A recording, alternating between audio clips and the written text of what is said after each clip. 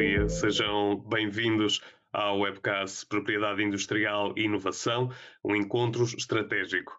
Com esta sessão, que vai durar cerca de 45 minutos, nós pretendemos explorar as principais ferramentas do sistema de propriedade industrial, como marcas, design e patentes. O tema relativo às patentes será especialmente focado enquadrando as suas principais características e critérios de concessão nas vias nacional, europeia e também nas vias internacionais. Será também abordado o tema da patente unitária e Tribunal Unificado de Patentes. Cumprimento assim e aproveito também para apresentar as intervenientes desta sessão. Doutora Joana Eugênio é licenciada em Biologia pela Faculdade de Ciências da Universidade de Lisboa e mestre em Gestão de Empresas pelo INDEG-ISCTE em 2010. Tem também certificação em Assuntos Regulamentares e Investigação Clínica pela Universidade de Berlim em 2016 e atualmente é agente oficial da Propriedade Industrial e mandatária europeia de patentes na J. Pereira da Cruz. Muito bom dia, doutora Eugênia. Doutora Joana Eugênia, aliás. Bom dia, Aproveito também para... Obrigado. Aproveito também para apresentar Daniela Relvas, é licenciada em Gestão pela Universidade de Aveiro, tendo prosseguido com os estudos na Faculdade de Economia da Universidade do Porto, com o mestrado de Economia e Gestão Internacional. Desde 2020 exerce a função de Account Manager na EFI Group. Muito bom dia, Daniela. Olá, bom dia, Manuel. Aproveito também para me dirigir a quem nos vê, para dizer que durante esta sessão poderão colocar as vossas dúvidas no chat, indicando a quem é que querem dirigir essa questão e no final iremos responder a todas as perguntas que forem colocadas. Agora iniciaria o debate, começando aqui por colocar algumas questões à doutora Joana Eugênio. Doutora, começaria por perguntar se nos poderá esclarecer quais as principais ferramentas que podem ser utilizadas na estratégia de proteção da inovação. Sim, se me permitir, eu vou iniciar aqui a partilha de alguns slides para apoiar Claro. na apresentação. Conseguem ver hoje o primeiro slide? Sim? Sim, sim. Sim, conseguimos ver. Bom, a pergunta eu acho que pode começar aqui com a introdução da ideia fulcral no desenvolvimento de uma estratégia, que é a necessidade de integração de um plano de proteção da criação e das invenções de cada empresa. E é fundamental que este conceito seja integrado com todo o plano da empresa, uma vez que é fulcral não só para que se possa criar um monopólio ou impedir terceiros de fazer aquilo que nós fazemos, mas também uma forma de afirmação no mercado, não só no estabelecimento da imagem com que a empresa quer ser vista em relação aos seus produtos, mas também como ferramenta para negociação, para candidaturas a apoio, estabelecimento de parcerias, conseguir investimentos. Portanto, é fundamental que esta preocupação faça parte do dia-a-dia do empreendedor. Como é que nós podemos utilizar as ferramentas da propriedade intelectual neste sentido? Antes de mais, fazer aqui uma distinção entre propriedade industrial e propriedade intelectual. A propriedade industrial é uma parte da propriedade intelectual, a parte também com os direitos de autor, mas o que protegem são coisas distintas. Enquanto os direitos de autor servem para proteger obras artísticas, científicas, literárias, a propriedade industrial serve para proteger direitos de incidência comercial e tecnológica, nomeadamente através das suas principais três ferramentas, que são as marcas e logótipos, o comumente designado design e as patentes e modelos de utilidade para proteger invenções de incidência tecnológica. Depois temos também os domínios e as denominações de origem ou indicações geográficas, que servem para proteger determinado tipo de produtos cujas características são inferidas pela sua localização geográfica ou a sua origem. Temos o exemplo, por exemplo, dos produtos agrícolas e géneros alimentícios DOP, como, por exemplo, as ameixas de Elvas, o ananás dos Açores, o azeite de Trás-os-Montes, enfim, conhecemos vários exemplos que se encontram protegidos por denominações de origem ou indicações geográficas. Começamos por abordar aqui muito brevemente estas 3 principais ferramentas. Começamos pelas marcas. As marcas são sinais distintivos do comércio, podem ser constituídas por um sinal ou conjunto de sinais suscetíveis de representação gráfica, seja nominal ou seja associada a alguma componente figurativa, e servem essencialmente para distinguir um produto ou serviço de uma determinada empresa das outras empresas. A sua duração é de 10 anos, contadas a partir da data de apresentação do pedido, e pode ser renovada indefinidamente. Depois temos os desenhos ou modelos, comumente referidos como design. O desenho ou modelo designa a aparência na totalidade ou em parte de um produto que resulte das suas características, nomeadamente das suas linhas, contornos, cores, formas, texturas, enfim, protege a parte estética, a aparência exterior de um determinado produto. É necessário, para ser concedido, que seja novo e que tenha um caráter singular, portanto que seja diferente de outros desenhos ou modelos, e aqui o critério de novidade é essencialmente que não seja divulgado antes da data do pedido. Apesar de haver aqui algumas particularidades no caso do design, é importante termos esta preocupação de que, se existe alguma necessidade em proteger, deve ser sempre efetuado um pedido antes dessa divulgação. E a duração do design é de 5 anos, a contar da data do pedido, renovável até o limite de 25 anos.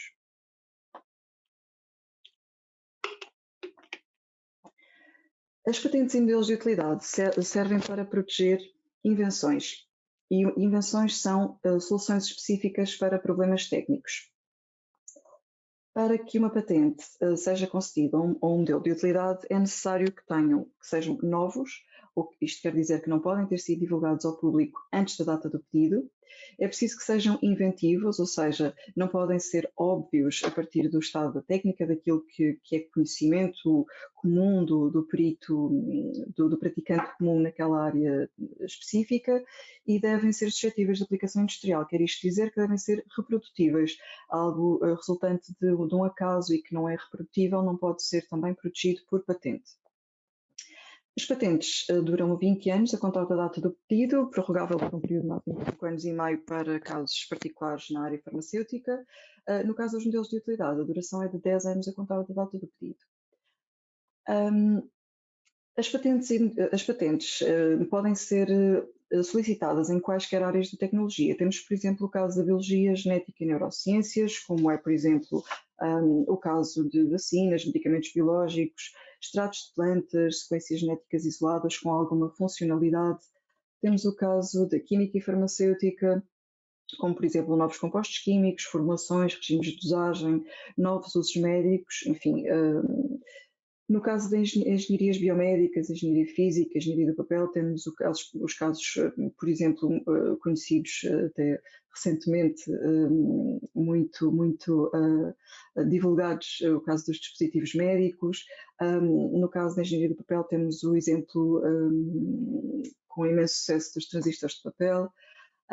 E nas telecomunicações e software temos aqui também a possibilidade de patentear, com algumas limitações, com algumas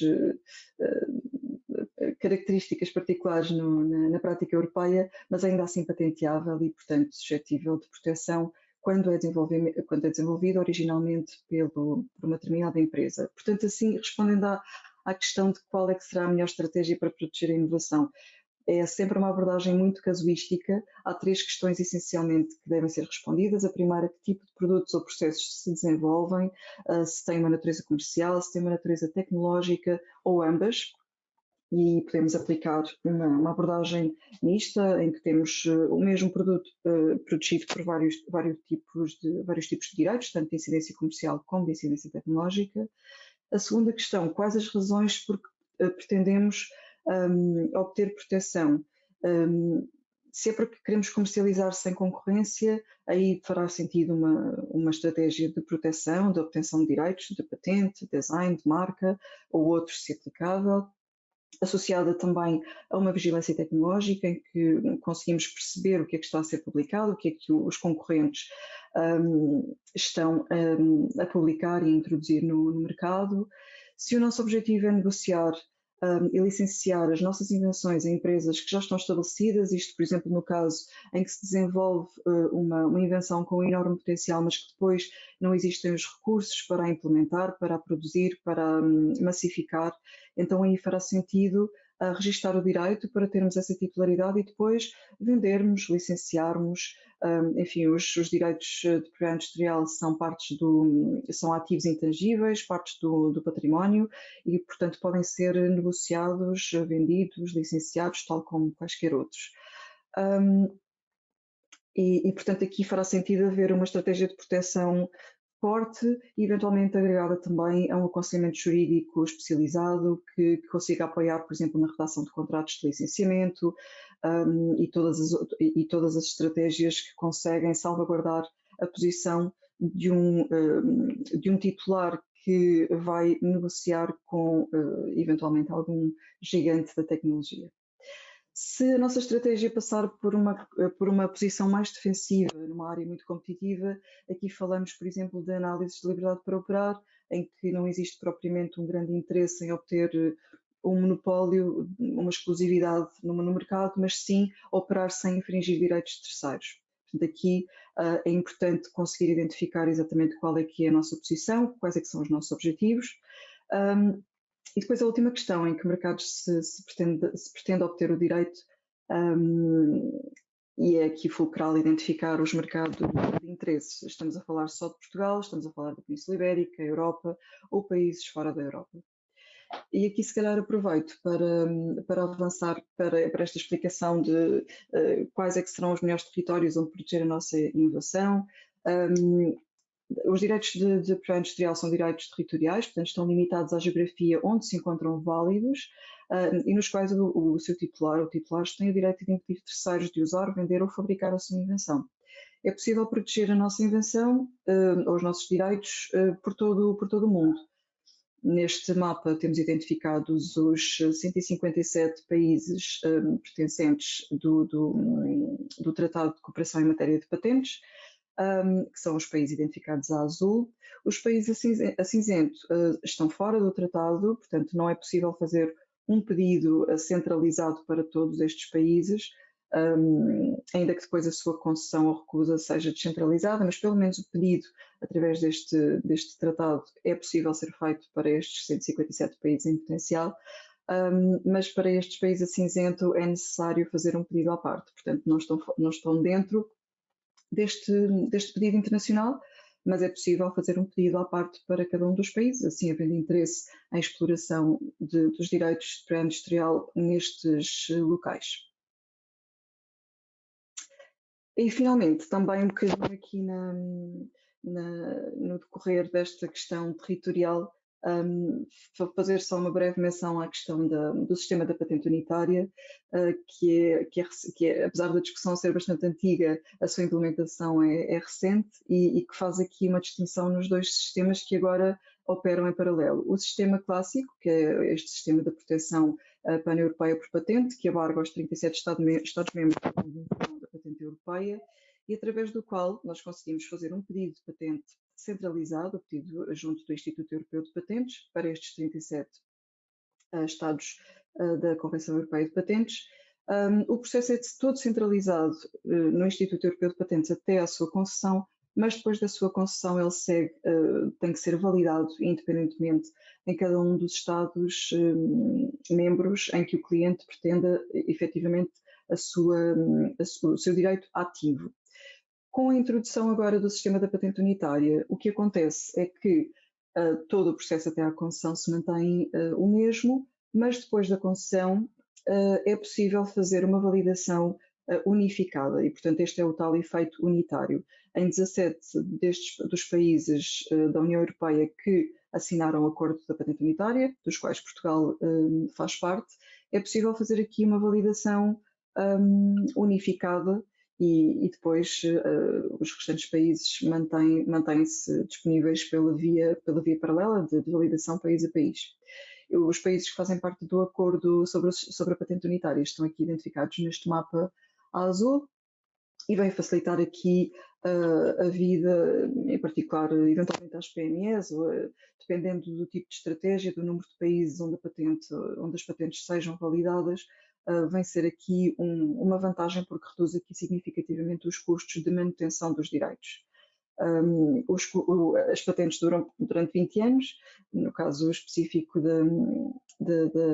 das patentes, porque os restantes direitos, portanto, o design dura 25, mas no caso específico das patentes é importante perceber aqui exatamente quais é que são as perspectivas para estes 20 anos, não só onde estamos agora, mas onde vamos estar daqui a 20 anos, e isto não só em termos de territórios, mas também em termos de exploração de sub-áreas técnicas, de outras aplicações, e portanto todo este estudo deve ser feito quando fazemos aqui a definição de um plano estratégico para que consigamos melhor afiná-lo e utilizar os melhores recursos da forma mais eficaz, portanto sem investimentos desnecessários e sem utilização desnecessária de recursos. E, portanto, assim, de uma forma geral, diria que aqui o novo sistema da patente unitária permite reduzir os custos de validações da patente europeia quando os países de interesse se encontram ali naquele grupo de países signatários do sistema, unifica ainda que parcialmente a gestão e a utilização de um direito na Europa e providencia ainda algum apoio a pequenas e médias empresas para as traduções dos pedidos, quando estes são depositados numa língua diferente das 3 línguas oficiais da patente europeia, que serão o inglês, o alemão e o francês. No entanto, aporta também alguns riscos, havendo um maior potencial de litígio, isto também pela introdução do novo Tribunal Unificado de Patentes, e alguma redução da liberdade para operar, pelo menos em Portugal. Isto porquê? Porque, como referi anteriormente, é importante dizer que os direitos são válidos a partir do momento em que são territorialmente designados e onde as empresas decidem entrar.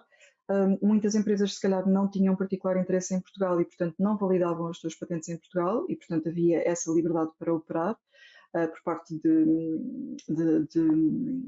players mais pequenos, mas agora, estando Portugal naquele bolo de países signatários, essa validação é automática, ainda que não haja um interesse de muitos titulares de validar a sua patente em Portugal e, portanto, vai fazer com que a necessidade de análise de liberdade para operar seja cada vez mais importante na definição de uma estratégia de proteção da inovação para não estarmos a infringir direitos terceiros, com todos os problemas que isso depois implica. Este novo sistema torna assim a propriedade intelectual e a estratégia associada ainda mais relevante na vida das empresas, nomeadamente uma maior vigilância de direitos de terceiros. Nós estamos aqui, se conseguirmos responder a todas as questões durante esta sessão, perfeito, se não, apenas deixar a nota que a J. Pereira da Cruz encontra-se com escritórios mundialmente, em particular em Portugal, estamos presentes em Lisboa, Leiria e no Porto, e estamos sempre disponíveis para responder e apoiar os nossos clientes na proteção da sua inovação e também, acima de tudo, na definição da melhor estratégia de proteção, que é, como disse, absolutamente casuística, não existe propriamente a mesma solução para todos, ou mesmo para uma franja de atuação, portanto é sempre importante procurar um apoio especializado para definir esta estratégia. Mas, de uma forma geral, estas são as ferramentas disponíveis para proteger a inovação, com algumas vantagens agora recentemente para pequenas e médias empresas e não só. Muito obrigado, doutora Joana Eugênio, por toda esta explicação e também pela apresentação que preparou. Deixe-me só aproveitar para relembrar que poderão colocar qualquer questão que se dirija tanto à doutora Joana Eugênio como depois também à Daniela Relvas, e nós depois teremos uma oportunidade no final para ouvir essas questões e para lhes dar resposta. Dirijo-me agora, então, a Daniela Relvas. Mais uma vez, muito obrigado por ter aceitado o nosso convite. Gostaria também de lhe colocar aqui algumas questões. Que tipo de benefícios é que as empresas podem usufruir para potenciar e para proteger a propriedade intelectual? E aproveito também para perguntar se existem outros sistemas de incentivos que sejam cumulativos com o Patent Box e que podem ajudar as empresas a suportar a sua inovação? Olá, Manuel. Antes de mais, permita-me aqui agradecer a sua presença e naturalmente também a presença da doutora Joana Eugênio. É um prazer estar aqui convosco e desde já o meu muito obrigada. Respondendo aqui à sua questão relativamente aqui aos benefícios que as empresas podem eventualmente usufruir para potenciar e proteger a sua propriedade intelectual. A verdade é que ainda existem poucas empresas em Portugal que sabem disto, mas de facto existe um benefício fiscal que permite uma tributação mais leve dos rendimentos que estejam diretamente direcionados com a cedência de direitos de propriedade intelectual. Portanto, este benefício fiscal, como mencionou até na sua segunda questão, é o Patent Box. Tem o nome em inglês. Isto também ajuda-nos um bocadinho a perceber o porquê deste regime. Portanto, o seu objetivo, no fundo, é incentivar as empresas nacionais a aumentar o registro e comercialização de patentes em Portugal e outros tipos de propriedade intelectual, à medida que também se procura atrair mais investimento estrangeiro em investigação e desenvolvimento em território português. O Patent Box é talvez o benefício fiscal que é mais comum, se me permitem aqui a expressão, existir na OCDE, e sobretudo também quando olhamos para a União Europeia. Ou seja, se avaliarmos aquilo que são os vários regimes de Patent Box na União Europeia, vamos ver que países como Portugal, como a nossa vizinha Espanha, como França e outros também têm este benefício, ok? Depois, a única coisa que se altera, que não é a única, mas tem que ter nuance, a única coisa que se altera é a sua exploração, a identificação dos rendimentos associados a esta questão da propriedade intelectual, naturalmente as taxas que diferem de país para país e o benefício fiscal sobre estes rendimentos e sobre a dedução de imposto que têm a liquidar. Mas centrando a nossa conversa aqui em Portugal, que é também o que nos traz aqui hoje, este é um benefício que permite que as empresas deduzam 85% ao lucro tributável daquilo que são os rendimentos associados à cedência, à comercialização, diria eu que é a melhor palavra, da propriedade intelectual. Portanto, volto aqui a repetir que é uma taxa muitíssimo interessante, como disseram, portanto, permite deduzir 85% ao lucro tributável dos rendimentos associados à cedência e à comercialização desta propriedade intelectual. Ou seja, isto significa que apenas 15% dos rendimentos obtidos através de contratos de cessão ou de comercialização da propriedade intelectual é que poderão efetivamente ser alvo de tributação. Por se tratar também de um benefício que assenta nos rendimentos associados à propriedade intelectual, acredito que também fará aqui um bocadinho de sentido explicar a quem nos ouve quais os tipos de contratos elegíveis para efeitos de aplicação do Patent Box, ok? Portanto, são elegíveis os contratos que tenham por objeto a transmissão, a honoração ou a mera autorização da utilização do direito à propriedade intelectual. Portanto, são aqui três formas que permitem às empresas nacionais a utilização e, portanto, aqui a aplicação do benefício fiscal Patent Box nas suas empresas. Explicando um bocadinho, um pouco melhor estas terminologias, não é? Temos a questão da transmissão, que corresponde, no fundo, a uma transferência do direito em toda a sua extensão e conteúdo, dando um exemplo prático, a venda de uma patente. Portanto, a empresa A desenvolve propriedade intelectual associada aqui a uma questão de patente, faz o registro dessa patente e, numa fase posterior, decide vender os direitos associados a esta patente à empresa B, portanto, deixa a empresa A ter qualquer tipo de poder, vamos assim dizer, ou direitos sobre esta propriedade intelectual. Temos também aqui a questão, como mencionei há pouco, de honoração, que significa, no fundo, uma cedência temporária do direito de exploração. Dando aqui um exemplo, temos uma empresa que desenvolve um desenho industrial e que permite a outra empresa que esta efetivamente até produza esse componente e que explore comercialmente este componente. Portanto, a propriedade intelectual permanece da empresa A, mas a empresa B pode efetivamente explorar comercialmente esta propriedade durante aqui um período temporário que é definido obviamente entre as partes. E depois temos aqui a questão da mera autorização de utilização de direitos de propriedade intelectual. E um exemplo muito fácil também de compreender e que é aplicável aqui a um setor que há uns anos acabava por não ter aqui tanto enquadramento no benefício, mas que agora tem. Temos aqui a questão de, por exemplo, licenciamentos associados, por exemplo, aos softwares. Portanto, isto também é perfeitamente elegível para efeitos de contratos associados ao Patent Box. Este benefício acaba então, como acabamos por perceber, por ter aqui uma amplitude muito considerável, ok? E numa fase inicial, quando da introdução deste regime em Portugal, que se deu no ano de 2014, o Patent Box essencialmente versava sobre a propriedade industrial, portanto, isto é, e como teve aqui a oportunidade a doutora Joana Eugênio de explicar, a questão das patentes, dos desenhos ou dos modelos industriais. E em 2020 foi realizado um alargamento a este benefício à componente também dos direitos de autor de software. Portanto, estamos aqui a falar dos direitos associados aos programas de computador.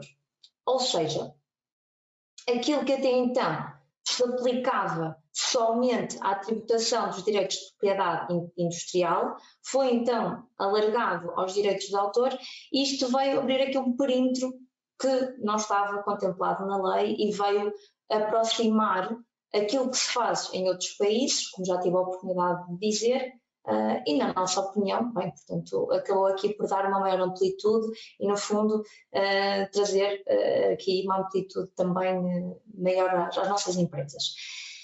Este alargamento aos programas de computador, de alguma forma, acredito eu, que também foi uma resposta para um setor que tem uma importância cada vez maior no PIB português e frisco isto também é de título de exemplo que, isto são dados da ICEP, que 50% do PIB português já é influenciado pelo digital, portanto faria todo sentido esta ampliação para aqui para a questão dos direitos dos programas de computador. Explicando um pouco melhor como é que é a orgânica deste benefício, como é que ele se estrutura, porque acho que também é importante para quem nos ouve perceber um bocadinho a aplicação. Portanto, como tive a oportunidade de dizer, recordo que este benefício permite a isenção de 85% dos rendimentos associados à comercialização, então, da propriedade intelectual.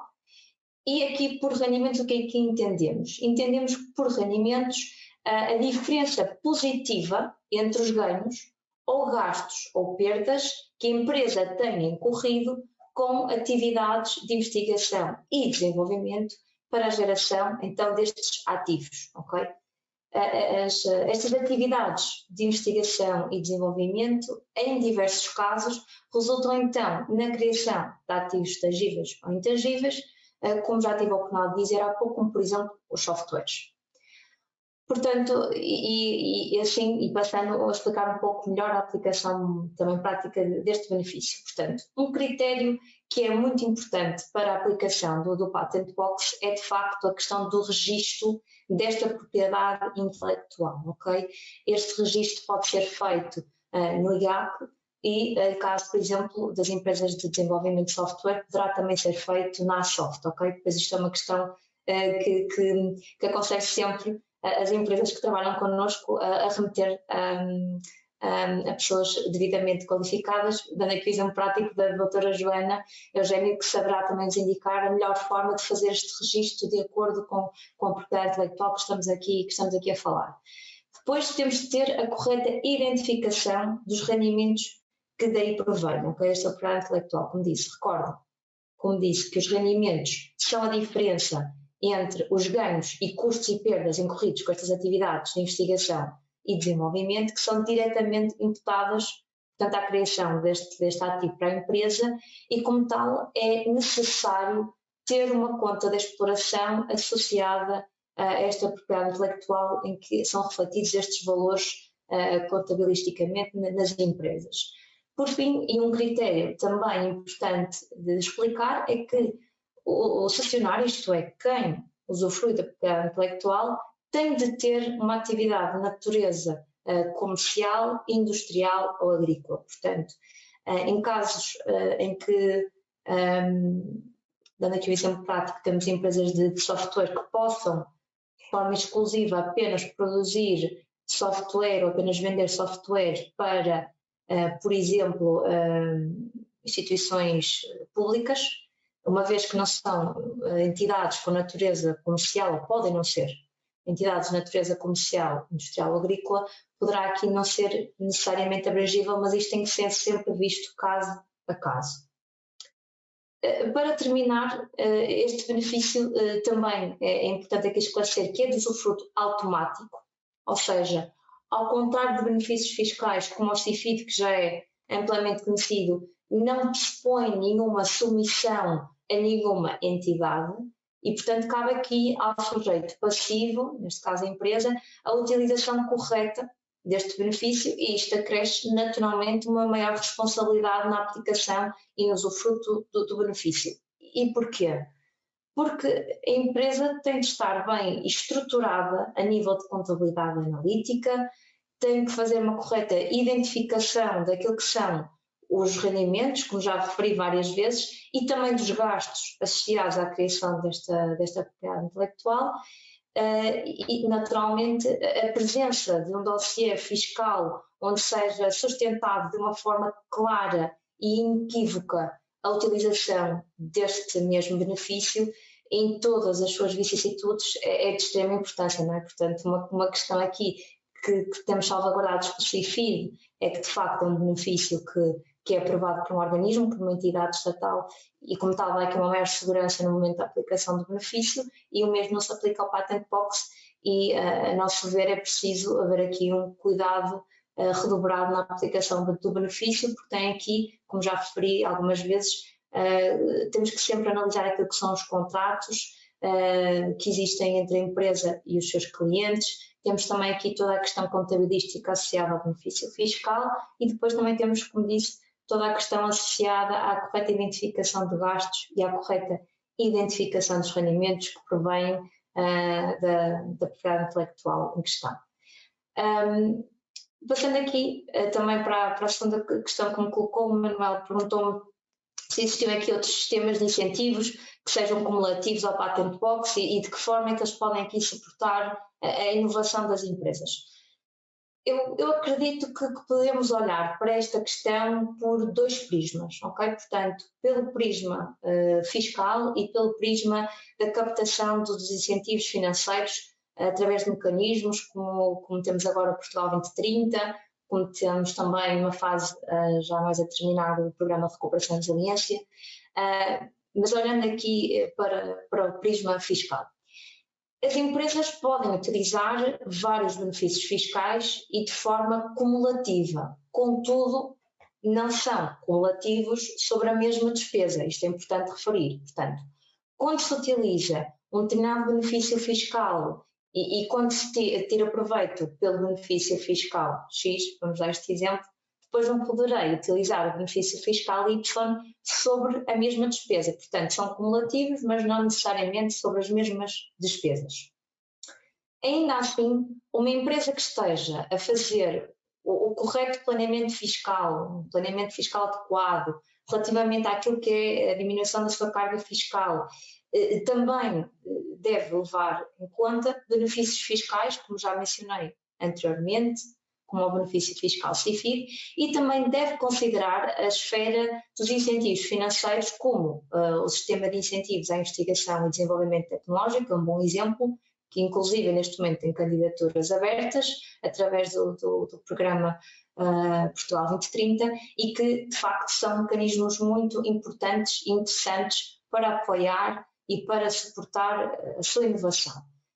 Se olharmos aqui para a questão do CIFID, isto é, que é o Sistema de Incentivos Fiscal à Investigação e Desenvolvimento Empresarial, isto é um mecanismo fiscal que permite recuperar 82,5% das despesas incorridas na criação de novos serviços, novos produtos ou até mesmo na melhoria de processos e que permite recuperar aqui despesas muito importantes como os salários, os custos de funcionamento, os custos com entidades do sistema tecnológico e científico, como as universidades, os centros tecnológicos, E também tem aqui a questão de permitir colocar despesas como a criação do registro da propriedade intelectual. Portanto, isto também é uma despesa elegível e abrangida pelo CIFID. E que são, no fundo, que é um mecanismo um instrumento de extrema importância e relevância para a criação de propriedade intelectual e que permite recuperar, então, todos estes custos que a empresa tem que incorrer para criar esta mesma propriedade. Por outro lado, temos então, como já disse, quando olhamos para o Patent Box, já temos aqui uma fase de exploração, portanto temos o CIFID por uma ótica de recuperação de custos associados à propriedade intelectual e por outro lado temos o Patent Box já numa ótica de uma fase de exploração, uma fase de comercialização. Portanto, este benefício, estes benefícios fiscais podem ser usados simultaneamente porque em termos práticos, e como tive a oportunidade de explicar, têm enquadramentos distintos e as despesas elegíveis são distintas.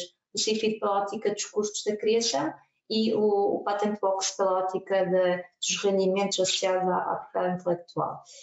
E o que é que isto tem como consequência? Tem como consequência que não existe aqui um conflito de despesas, como disse, entre o CIFID e entre... Porquê? Porque aqui concorre as despesas associadas à criação da propriedade intelectual e depois o Patent Box, como disse, tem aqui a questão dos rendimentos.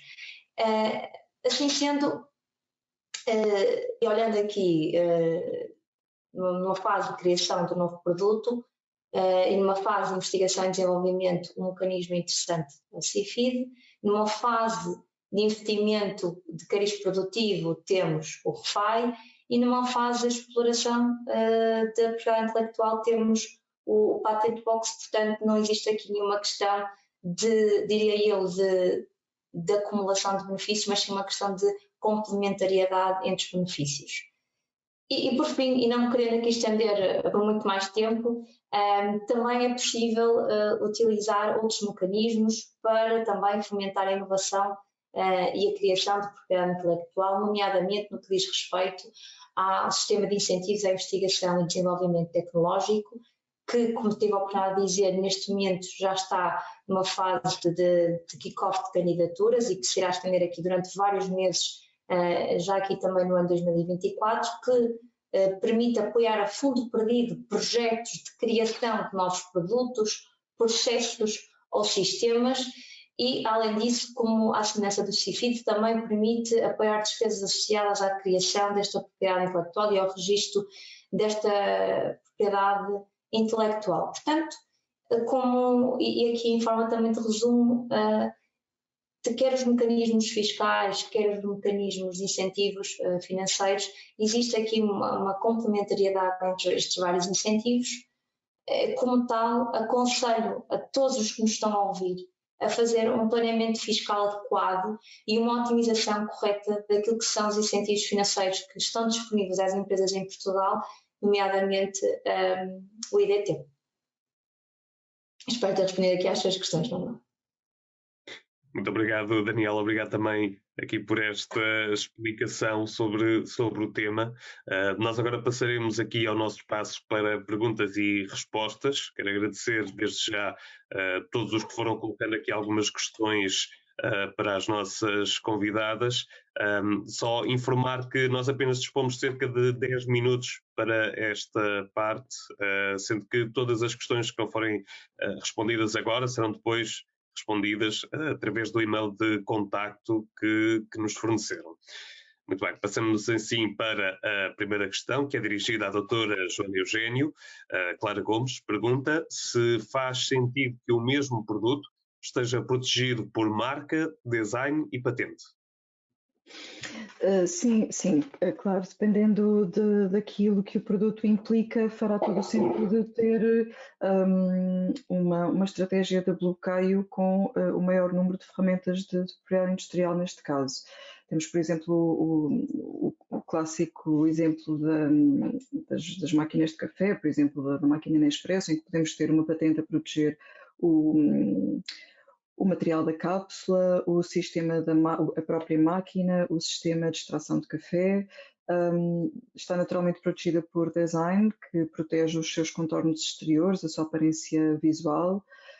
as suas linhas, os contornos, e a marca naturalmente faz sempre parte do sinal distintivo do comércio, absolutamente essencial para a imposição da própria marca no mercado. E falamos da máquina, podemos falar da cápsula, enfim, qualquer produto que tenha a necessidade de afirmação no mercado deve registar a sua marca. Atenção sempre para que, se não se registra a marca, não é porque se utiliza a marca que se passa a ter direito a ela. Quaisquer terceiros que não tenham qualquer ligação com a marca podem registar se mesmo não estiver registada. Portanto, é muito importante aqui, particularmente no caso das marcas. Portanto, havendo este interesse, a marca pode estar registada. Se o produto tiver um design particular e único, deve também ser registado o seu design, e se fizer parte desse produto ou desse processo ou desse sistema alguma inovação tecnológica, a mesma deverá também ser protegida por patente, portanto fará todo sentido. E outras estratégias também são possíveis, por exemplo, no caso da Coca-Cola, em que se protege o design da garrafa, se protege naturalmente a marca, mas que se opta por não se proteger a patente no caso do líquido em si, e se opta antes pelo segredo, também é possível. Existiram patentes depois, por exemplo, para materiais de garrafa, enfim. A estratégia é sempre, como referi, caso a caso e direcionada para o tipo de produto ou processo ou utilização em causa. Obrigada pela pergunta. Obrigado, doutora, aqui pela resposta. Temos aqui uma pergunta, desta vez dirigida a Daniela Relvas, por parte do André Vieira, que pergunta se é obrigatório o registro da API para poder usufruir do benefício fiscal. Bom, olhando pela esfera legal, o registro não é obrigatório para os criadores, mas revela-se importante, uma vez que garante quem deposita esta propriedade intelectual uma presunção de titularidade sobre esse direito, não é? E também acaba por ser aqui uma questão de ser aqui uma data associada à criação da propriedade intelectual e permite mitigar muitos dos riscos, obviamente, de não haver o registro e outra questão de conflitos que possa surgir no futuro. Quando olhamos para a esfera do benefício fiscal Patent Box, e segundo aquilo que é o artigo 50 do Código do IRC, aquilo que é entendido, e olhando aquilo para a letra do que é a lei, acaba por exigir ou não de forma taxativa, mas de forma quase implícita, de exigir a questão do registro do direito. E depois este registro, como disse, pode ser feito através de organismos como o IGAC, para propriedade industrial, ou no caso de propriedade de direitos de programa de autor, pode ser tanto o IGAC como a SOFT. Portanto, a resposta que lhe posso dar é que na maioria dos casos, André, de facto é necessário que haja o registro e nós aconselhamos a que haja efetivamente este registro, mas não pode ser de forma taxativa e sem ter conhecimento de causa do que é que estamos aqui a falar, se é obrigatório ou não. Posso dizer que na maioria dos casos nós aconselhamos a que os nossos clientes de facto façam este registro e depois o que fazemos é analisarmos caso a caso se porventura há alguma situação que poderá não fazer sentido. Já agora o André também. Doutora, faça a favor. Claro. Desculpa, só acrescentar aqui um ponto à resposta da doutora Daniela. No caso de necessidade de proteção por patente ou por design, pode não estar diretamente associado com a necessidade no contexto do Patent Box, mas para serem concedidos os direitos particularmente os direitos de patente e modelo de utilidade, devem ser depositados antes de haver qualquer tipo de divulgação. Portanto, e esta divulgação poderá estar associada até mesmo a uma candidatura para um projeto de financiamento. Tudo o que sejam divulgações públicas podem retirar a novidade das invenções e, portanto, inviabilizar a proteção por patente. E esta também é uma questão que já a maior parte dos utilizadores do sistema já conhecem, mas nunca é demais reforçar porque as divulgações em revistas científicas, em congressos, até mesmo em reuniões de negociação, se houver alguma prova que esta divulgação foi feita, pode inviabilizar o processo de registro por patente. Portanto, peço desculpa só acrescentar, não estando diretamente relacionado, eu aproveito sempre qualquer deixa para abordar esta questão. E bem, doutora, e nós agradecemos também esse acrescento.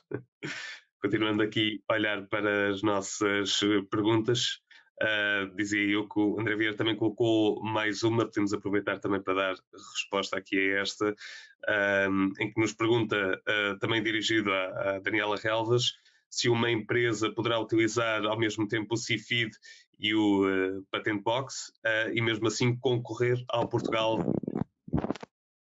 Ao Portugal, desculpe, mas não... Ao Portugal 2030, ao PT 2030. Ok.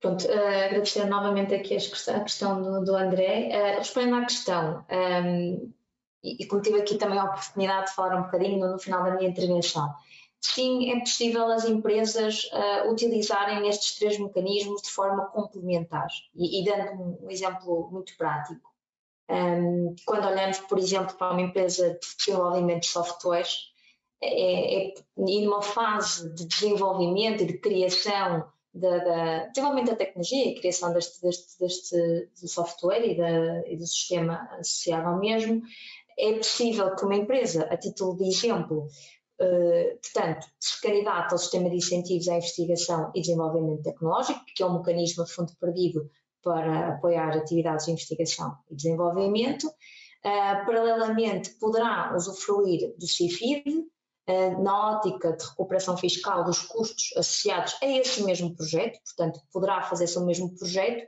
naturalmente só sobre a parte que não foi financiada pelo Portugal 2030, e depois, como disse, também é possível usufruir de Patent Box, porque o Patent Box já é numa fase posterior, já é numa fase de comercialização, e para aqui um bocadinho, então, na deixa que a Joana deu há pouco, portanto, temos a fase de desenvolvimento da tecnologia que pode ser suportada e deve ser suportada com mecanismos como o Sistema de Incentivos à Investigação e Desenvolvimento Tecnológico e como o CIFID.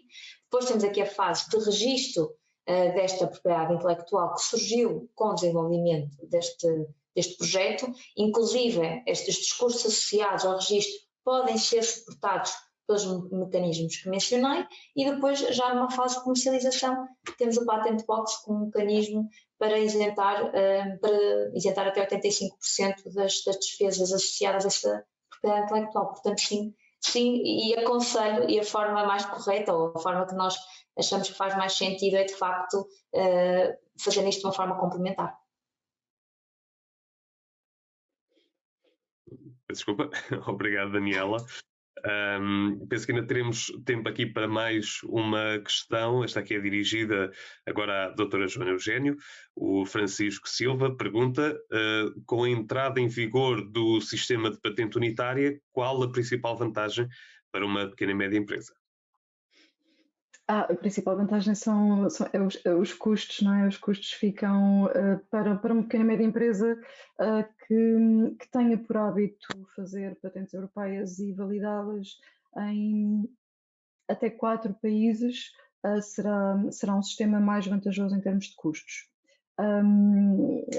Aliás, em mais de 4 países, peço desculpa, será um sistema mais vantajoso em termos de custos porque, de uma forma geral, e segundo um estudo feito pelo Instituto Europeu de Patentes, nos primeiros 10 anos, a patente unitária, as taxas de manutenção da patente unitária ficam abaixo dos 5.000 euros, que é um valor bastante atrativo para uma pequena e média empresa que consegue ver assim a sua patente validada em todos os países signatários do acordo com uma mesma taxa de manutenção. Portanto, evita aqui uma série de custos que a via clássica atualmente obriga no pós-concessão. Portanto, a patente europeia é concedida e depois de concedida tem que ser validada em cada um dos Estados-membros, com os custos associados de traduções, com as implicações legais particulares de cada país, porque a patente europeia, a partir do momento em que se ramifica num conjunto de patentes nacionais, passa a estar sujeita às leis de cada país. Portanto, tem um conjunto de exigências que todas elas encarecem depois aqui a manutenção da patente europeia.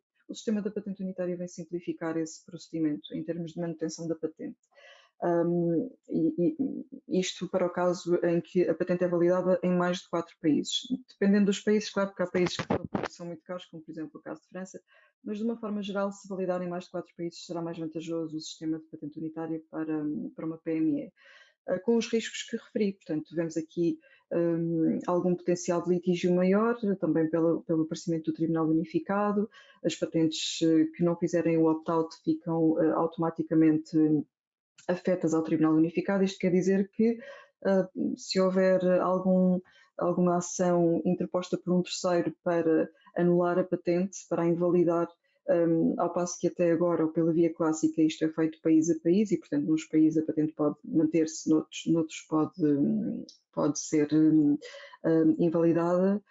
Agora, com a criação do Tribunal Unificado, este processo é centralizado e, portanto, a patente, se for mantida para todos os países do Sistema Unificado de Patentes. Se for invalidada, o efeito é global. Portanto, também aqui quando existe algum potencial de litígio, esta opção pelo sistema unitário deve ser feita de forma cautelosa, sendo que ambos os sistemas continuam a funcionar em paralelo e devem ser escolhidos consoante o tipo de estratégia, o historial de litígio da empresa, mas tipicamente, e o tecido empresarial é grandemente constituído por PMEs, portanto, tipicamente diria que para uma empresa com pouco historial de litígio e com validações em mais de 4 países da Convenção Europeia de Patente, os custos serão a maior vantagem desta entrada do novo sistema. Obrigada pela pergunta. Muito obrigado, doutora. Infelizmente não teremos aqui mais tempo para outras perguntas. De qualquer forma, agradecemos a todas as pessoas que foram colocando aqui estas questões. Relembro que vamos dar respostas a todas elas. Não será aqui neste momento, mas daremos resposta através do e-mail de contacto que nos forneceram. Infelizmente não conseguimos mesmo dar aqui a resposta verbal a todas. Desta forma, damos por encerrada esta sessão. Gostaria só de agradecer a presença da doutora Joana Eugênio e também da Daniela Relvas. Muito obrigado às duas pela disponibilidade por participarem neste webcast. E muito obrigado também. Obrigado, Manuel. Obrigado, doutora. E obrigado também a todos os que estiveram a assistir do outro lado do ecrã e que foram colocando questões. Esperamos que estes contributos tenham ajudado a dar uma melhor compreensão deste momento e de todos os desafios únicos que estamos a viver agora.